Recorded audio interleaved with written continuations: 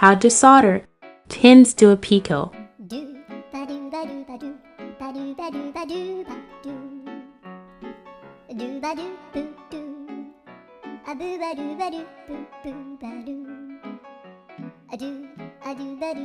Hold it in place on a breadboard. Use a little flux to make it easier.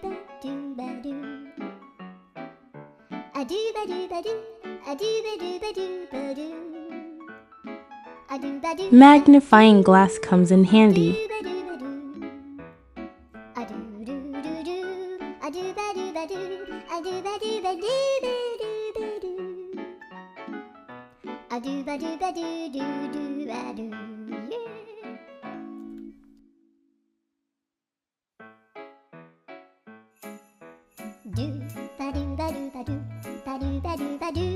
All finished.